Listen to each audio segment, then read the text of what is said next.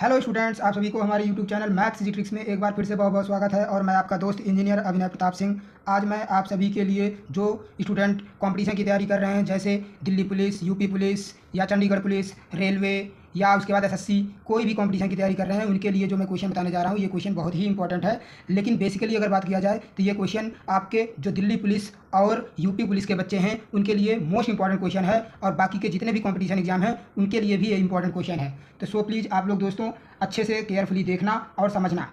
इस टाइप के क्वेश्चन आपके एग्जाम में जरूर आएंगे। और आपका अगर दिल्ली पुलिस या यूपी पुलिस या एसएससी या आरआरबी के एग्जाम में अगर आपको सिलेक्शन चाहिए तो आप केयरफुली सुनना और देखना, उसके बाद प्रैक्टिस करना। इस टाइप के क्वेश्चन आने ही आने हैं। तो फ्रेंड्स, अब आप लोगों का जो क्वेश्चन नंबर फर्स्ट है, इसमें कह रहा है कि यदि एक विद्यार्थी एक संख्या को 1/3 के बजाय 1/4 से गुणा करता है तो गणना में त्रुटि परसेंट ज्ञात कीजिए। यानी कि if a student multiplied a number by 1/4 instead of 1/3 find the percent error in the calculation. तो अब इसको आपको सॉल्व करके इसका आंसर फाइंड करना है और इसी ऑप्शन में से आंसर, करेक्ट आंसर टिक करना है, चेक करके। ठीक है, तो इस टाइप के क्वेश्चन में अब आपका क्या दे रहा है कि अगर विद्यार्थी क्या करता है, कोई एक संख्या लेता है, कह रहा उसमें 1/3 के बजाय 1/4 से अगर गुणा करता है तो उसमें गणना में त्रुटि परसेंट ज्ञात करना है। तो मान लीजिए क्या संख्या लिया, हमें मालूम ही नहीं है, तो इसको हम ऐसे ब्लैंक छोड़ देंगे एक बॉक्स बना करके। अब इस जो भी संख्या होगी यहाँ पर उसमें 1/3 यानी 1/3 से मल्टीप्लाई करने के बजाय ये 1/4 से मल्टीप्लाई करता है। किससे? 1/4 से। तो इसको जो है यहाँ पर वो नंबर क्या होगा, सबसे पहले तो ये आपको पता करो। तो इसको पता करने के लिए 3 और 4 का अगर हम एलसीएम ले लें तो कितना आएगा? 12। यही 12 हमारा जो है नंबर उसने लिया है। 12 में वो 1/3 के बजाय 1/4 से मल्टीप्लाई करता है। तब आपका अगर देखा जाए तो यहाँ पर क्वेश्चन में 12 का 1/3 पार्ट क्या होगा, 12 का 1/3 पार्ट क्या होगा और 1/4 पार्ट क्या होगा। तो 1/3 पार्ट आपका जो होगा 12 का वो आ जाएगा 3 4 जा 12 यानी 4 आएगा। और 1/4 पार्ट 12 का क्या होगा? 3 होगा, यानी 4 3 जा 12 हो जाएगा। अब जब इतना आपको मालूम चल गया कि 4 और 3 ये इसके जो है 12 के 1/3 पार्ट 4 है, 12 का 1/4 पार्ट 3 है, तो अब हम क्या करेंगे, इसका परसेंट एरर निकालना है। तो परसेंट एरर के लिए हम ऐसे क्या करेंगे, परसेंट इज इक्वल्स टू, अब इन दोनों के बीच कितने का एरर है? 1 का। कितने का एरर है? 1 का, क्योंकि यहाँ पर 4 के बजाय ये 3 से मल्टीप्लाई कर रहा है, समझ लीजिए। तो क्या हुआ, 4 में से 3 निकाल दिया तो 1 का एरर आ रहा है जब 3 से मल्टीप्लाई कर रहे हैं। तो 1 का एरर आ रहा है, तो 1 यहाँ लिखेंगे अपॉन कितना पहले कह रहा था कि 1/3 का, अगर 12 का 1/3 पार्ट करेंगे तो 4 आएगा, तो यहाँ पर हम क्या लिख देंगे 4 इंटू 100 कर दीजिए। अब इसको कट करिए, तो 4 से अगर कट करेंगे 100 को तो 25 आएगा। तो 25 वन जा कितना हो जाएगा? 25। यही 25% आपका करेक्ट आंसर है, ऑप्शन नंबर सी। यही गणना में त्रुटि आ रही है, जो परसेंट में वो 25% त्रुटि आ रही है। ठीक है, तो इस प्रकार से इस क्वेश्चन को आप आसानी से सॉल्व कर सकते हो। अब क्वेश्चन नंबर 2 की तरफ बढ़ते हैं। क्वेश्चन नंबर 2 में क्या कह रहा है? क्वेश्चन नंबर 2 में है आपका कि एक वृत्त की त्रिज्या 21 सेंटीमीटर है और वृत्त के एक त्रिज्यखंड का कोण 60 डिग्री है। तो त्रिज्यखंड का क्षेत्रफल है क्या है, इनमें से आपको आंसर फाइंड करना होगा। तो सबसे पहले हम क्या करेंगे, एक सर्कल बना लेंगे, वृत्त जिसे बोलते हो, सर्कल बनाएंगे। मान लीजिए ये हमारा सर्कल है, ठीक, इसका ये सेंटर पॉइंट हो गया, यहाँ से यहाँ तक इसका रेडियस होगा। तो हमें एक त्रिज्यखंड बनाना है, तो ये हो गया हमारा। अब यहाँ पर कह रहा है कि जो इसका रेडियस है वो 21 सेंटीमीटर है। कितना है? 21 सेंटीमीटर। और इसका एंगल, त्रिज्यखंड का एंगल जो दिया है वो कितना दिया है? 60 डिग्री। कितना? 60 डिग्री। अब इसी से आपको, यानी कि इसे हम मान ले रहे हैं ए, इसे मान लीजिए ओ, इसे मान लीजिए बी। ए ओ बी का जो है एरिया आपको फाइंड करना है। तो सबसे पहले आपको ये मालूम होना चाहिए कि अगर कोई वृत्त दिया है यानी सर्कल दिया है तो उसका एरिया का फार्मूला क्या होता है? सर्कल का एरिया होता है हमारा, circle area is equal to होता है पाई आर स्क्वायर। ठीक है, लेकिन हमें ए ओ बी का निकालना है, यानी यहाँ से लेकर के यहाँ तक ये वाला जो प्लेस है इनका निकालना है। ठीक है, इनका एरिया निकालना है हमें। तो इसके लिए हमें क्या करना होगा कि ए ओ बी का एरिया निकालने के लिए यहाँ पर हम लिख दे रहे हैं therefore area of A O B is equal to हो जाएगा आपका पाई आर स्क्वायर, यानी सर्कल का एरिया इनटू थीटा, यानी जो यहाँ पर वैल्यू दिया है तो थीटा डिग्री अपॉन 360 डिग्री।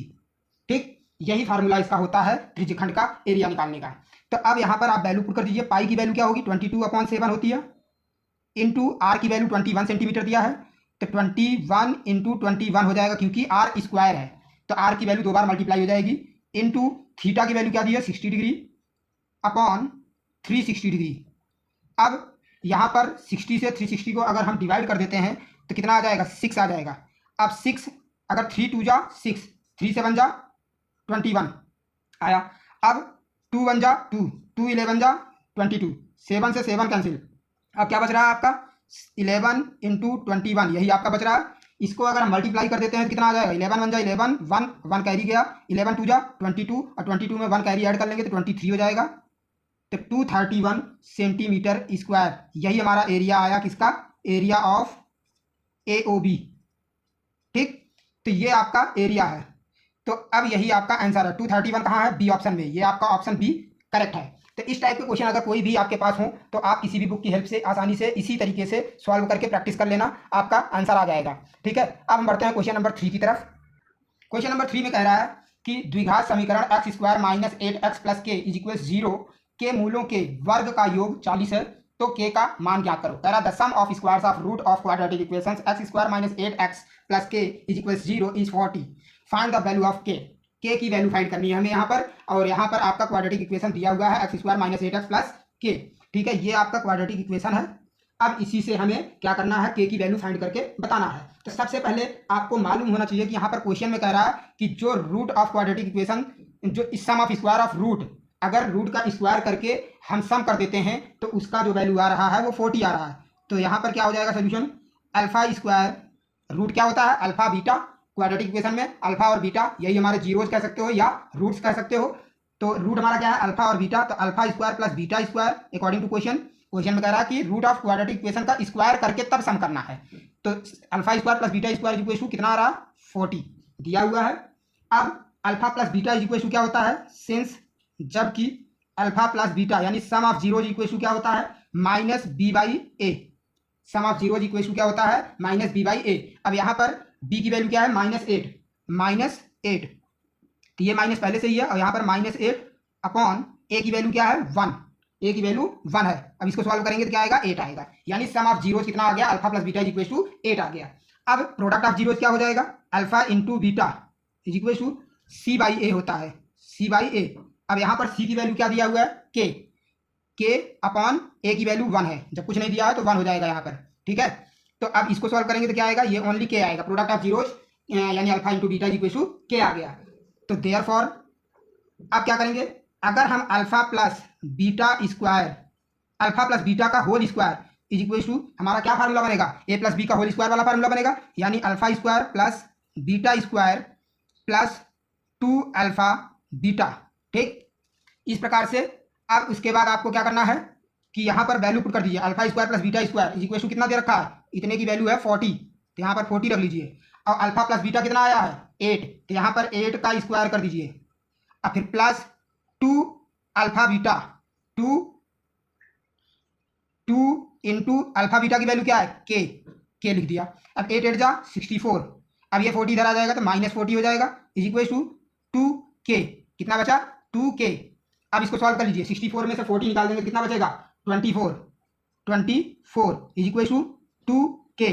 अब 2 से अगर इसको डिवाइड करें 24 को तो कितना आ जाएगा 12 आएगा, तो k इज इक्वल टू क्या हो जाएगा therefore k is equal to 12 आया। आपका यही आंसर है, क्योंकि यहाँ पर k का ही मान ज्ञात करना था, तो k की वैल्यू कितनी आई 12, यानी कि ऑप्शन सी आपका करेक्ट है। तो फ्रेंड अगर आप लोगों को इस तरीके से कोई भी क्वेश्चन आता है एग्जाम में तो इसी जो मैंने मेथड बताया आप लोगों को, इसी मेथड की हेल्प से आप आसानी से सॉल्व करके अपना आंसर ला सकते हो और ज़्यादा से ज़्यादा मार्क्स स्कोर कर सकते हो। तो फ्रेंड अगर आप लोगों को हमारा वीडियो अच्छा लगा हो तो ज़्यादा से ज़्यादा अपने जानने वाले फ्रेंड जो कंपटीशन की तैयारी कर रहे हैं उनको शेयर करें और जितना ज़्यादा हो सके लाइक और सब्सक्राइब करें। इसी के साथ मैं अपना नेक्स्ट वीडियो नेक्स्ट टाइम पे लाऊंगा। थैंक यू, धन्यवाद।